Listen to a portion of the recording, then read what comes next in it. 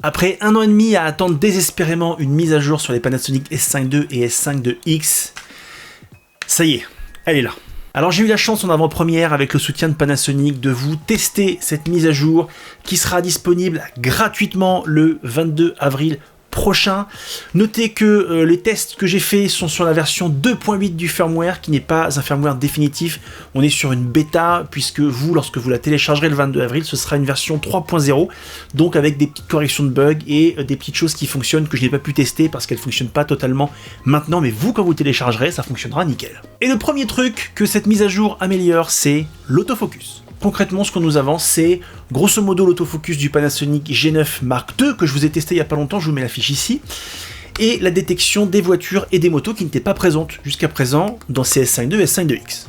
Alors pour commencer, je vous ai testé cet autofocus avec le 50 mm 1.8 de chez Lumix monté sur le Panasonic S5 Mark II.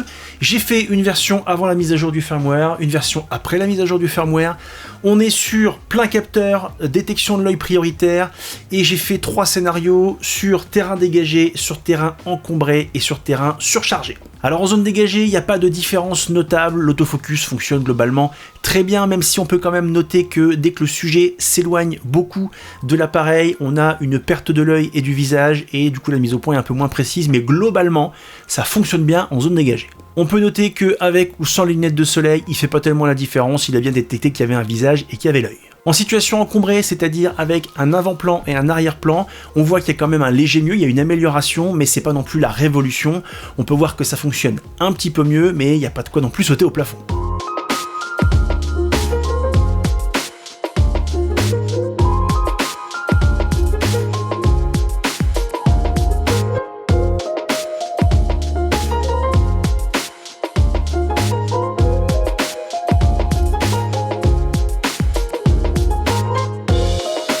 Et enfin, en zone très chargée, on est sur quelque chose qui se défend un petit peu mieux, mais c'est pas extraordinaire non plus.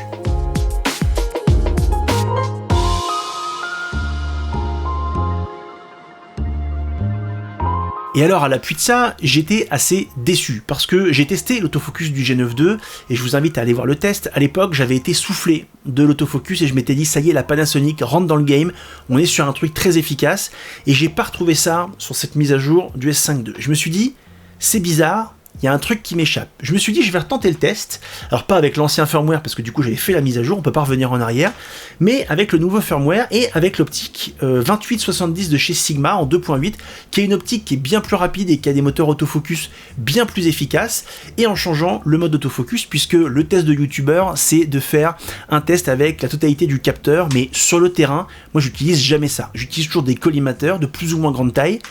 Et en faisant ce test-là avec ces différents paramètres, donc une autre optique et d'autres modes d'autofocus, les résultats sont bien plus convaincants. Et là, globalement, on la voit, l'amélioration, on est sur un autofocus qui est plus rapide, avec une optique, avec des moteurs efficaces, ça n'a rien à voir avec ce 50 mm qui, je pense, est un des premiers de la monture L qu'ils ont sorti il y a quelques années. Là, avec ce moteur-là, on se rapproche bien plus de l'autofocus du G9 II, même si on l'atteint pas, selon moi, mais je pense que c'est bien plus compliqué à faire que ce qu'on pense. Il suffit pas juste de copier un firmware d'un boîtier à un autre. Je pense que l'autofocus sur un capteur micro-captière transposé sur un capteur plein format, je pense que techniquement c'est plus difficile, d'autant qu'ils n'ont pas les mêmes processeurs à l'intérieur. Donc on a une amélioration notable de l'autofocus, mais pour moi on n'est pas encore tout à fait à ce qu'a fait un G9 II. Globalement, on a une vraie amélioration de l'autofocus. Dès que vous êtes en collimateur, vous verrez vraiment la différence, mais cet autofocus est encore perfectible, et pour moi, on n'arrive pas encore aux performances d'un Panasonic G9 II, qui était, pour moi, encore meilleur. Notez que le choix de l'optique est hyper important si vous voulez exploiter la pleine puissance de votre autofocus et de ce nouveau firmware. Et dernier truc que j'ai à noter, un problème que j'avais noté sur ma première version de mon tout premier test du S5 II il y a 1 an, puis que j'ai noté lors de mon test 4 mois plus tard, et ce n'est toujours pas réglé. Dès que vous avez un objet bord cadre en premier plan, il a du mal à faire le focus sur le sujet qui est devant. Là, quand je suis au niveau de la balançoire, il y a une poutre qui prend à peine 10% de l'écran et il faut que j'approche mon visage pour qu'il le capte. Donc dès qu'on est en plein capteur en autofocus pleine zone ou en autofocus avec un collimateur large, il a tendance, s'il y a un sujet en premier plan, à avoir du mal à choper son sujet. Et ça fait encore partie des choses que Panasonic va devoir améliorer dans ses prochaines mises à jour. Deuxième amélioration notable avec cette mise à jour, c'est un nouveau mode de stabilisation. Et donc ce nouveau système de stabilisation est clairement hérité du Panasonic G9 Mark II. Pour y accéder, vous allez dans votre menu vidéo, vous descendez à la dernière page, vous allez dans stabilisation d'image, vous allez sur stabilisation électronique vidéo, et là où avant vous aviez off et standard, maintenant vous avez off, standard et high. C'est un mode de stabilisation qui a été conçu pour éliminer les effets de wobbling sur les côtés. Ça fonctionne bien. Là je vous mets des images, alors j'étais au 28 mm parce que j'avais pas une optique plus grand angle que ça marche globalement très bien, l'image est beaucoup plus stable. Par contre vous avez un crop, je ne saurais pas vous dire exactement de combien, mais d'au moins 10% de votre image. Voilà, donc je pense que pour faire du vlog il faudrait une optique vraiment plus grand angle, et par contre si c'est pour faire des plans à la main comme ça, ce mode de stabilisation sera un vrai plus pour vous, et globalement ça fonctionne très bien. Et parce que si on se replace un peu sur le marché des capteurs plein format avec cette mise à jour sur les S5 II et S5 IIX, vous aurez la meilleure stabilisation du marché en plein format, peu importe la marque, que ce soit Nikon, Canon ou Sony. Avec cette mise à jour et tous les modes de stabilisation, qu'on soit sur de l'IBIS pur ou qu'on soit sur de la stabilisation électronique qui est ajoutée, vous aurez la stabilisation la plus performante du marché. Autre mise à jour en photo, celle-ci est clairement héritée du Panasonic G9 Mark II, c'est le prédéclenchement. Et donc ce prédéclenchement vous offre 3 options, 0,5 secondes, 1 seconde ou 1 seconde et demie. Et ça, quand on fait de la photo sportive ou animalière, c'est game changer. Maintenant, d'un point de vue technique, cette mise à jour ne corrige pas un des défauts que j'avais déjà pointé à plusieurs reprises, c'est-à-dire la latence de déclenchement entre le moment où on appuie et le moment où la rafale se déclenche.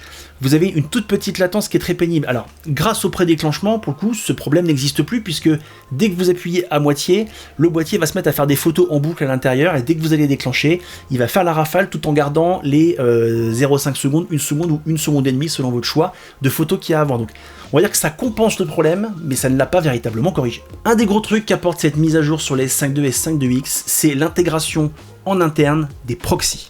Pour faire simple, le fichier proxy est un fichier miroir de votre fichier d'origine. Je vais filmer en 4K 60.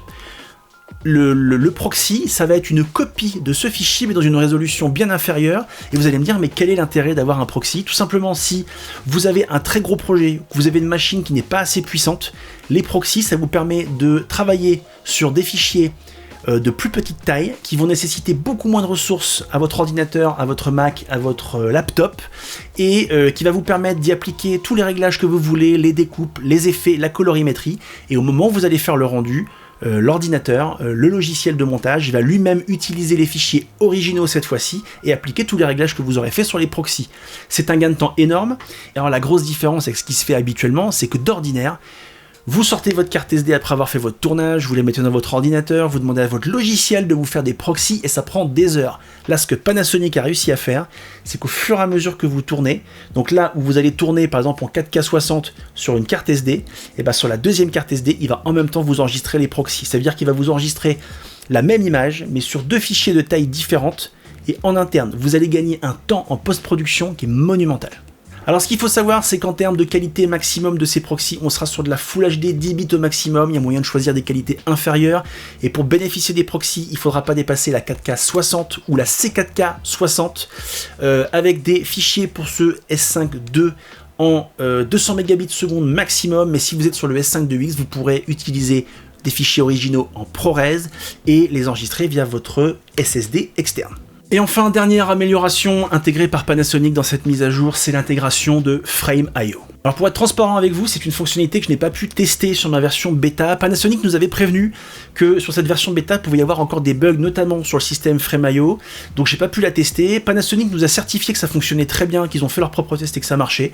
Je veux bien les croire sur parole, par contre moi, je vous dis en toute transparence que je n'ai pas testé cette fonctionnalité. Pour ceux que ça intéresse, Frame.io c'est quoi? C'est une application collaborative et de transfert de fichiers via le cloud. En gros, ça veut dire quoi? Ça veut dire qu'avec l'application Frame.io de cette mise à jour, vous connectez votre boîtier en USB ou en Wi-Fi à une source internet et vous pouvez envoyer au fur et à mesure que vous tournez vos fichiers proxy, vos JPEG et vos RAW sur le cloud pour soit les récupérer plus tard, soit pour les envoyer à un monteur ou à une équipe de monteurs qui pourra faire même du montage collaboratif sur la plateforme Frame.io.